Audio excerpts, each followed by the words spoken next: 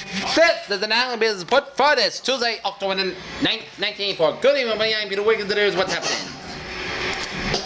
Copyright protection for computer chip designs was approved unanimously by the House. The measure passed earlier by the Senate for the first time protects the manufacturers from piracy of the designs which take years to develop and cost millions of dollars. The design is essentially patterns of wires and switches etched onto silicon wafers. To determine how each chip functions, Congress gave final approval to a trade bill that extends the 5 years to concessions to 144 countries and for negotiations for a free trade agreement with Israel.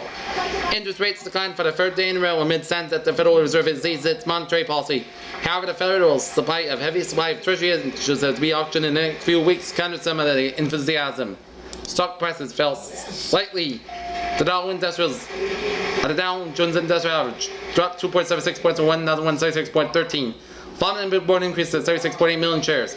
The dollar surge resuming a climb from the minute interrupted last month by extensive central bank intervention. Gold fell with a bid of 336.75 an ounce late in New York trading, down $5.50. Orange juice futures prices plunged because of the absence of evidence that the bacterial infection in several Florida nurseries has affected any orange groves.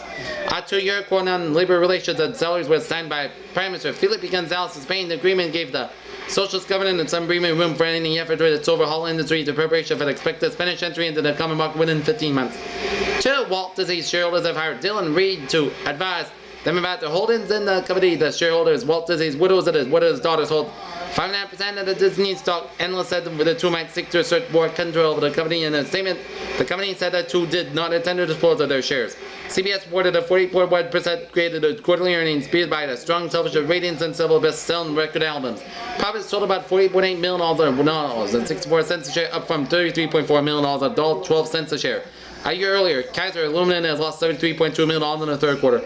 Reflected a $60.7 million charge for the discontinued operations. The company lost $36.8 million at the same period a year ago. International Paper reported a 7% increase in earnings for this quarter, $71.6 million or $1.30 a share. Braniff is taking at least 8 of its planes to Continental Airlines. Braniff needs the cash to improve its financial position, while Continental said it needs the planes for expansion. Crocker National will sell its headquarters a building in San Francisco to Prudential Insurance for $358 million, and a banking company said. Crocker, which will sell it and lease space for its center, said proceeds will be used to strengthen its balance sheet. Edwin L. Jacobs has acquired about 8% of GC Murphy, a retail company based in McKeesport, Pennsylvania. The investor disclosed that he spent about $12.4 million for 376,000 in shares of the company, but would not say what its plans for investment were. Taxation is one issue that remains unresolved in the United presidential campaign.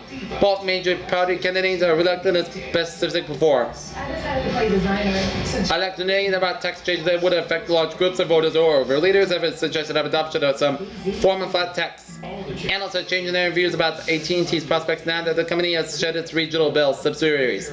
Some analysts still endorse AT&T strongly, but others have become more subdued and cited the transitions that the telephone company must make. That's main announcement for this Tuesday, October 9th, 1984. Peace and good night. See you tomorrow. Good night. It's all about changes.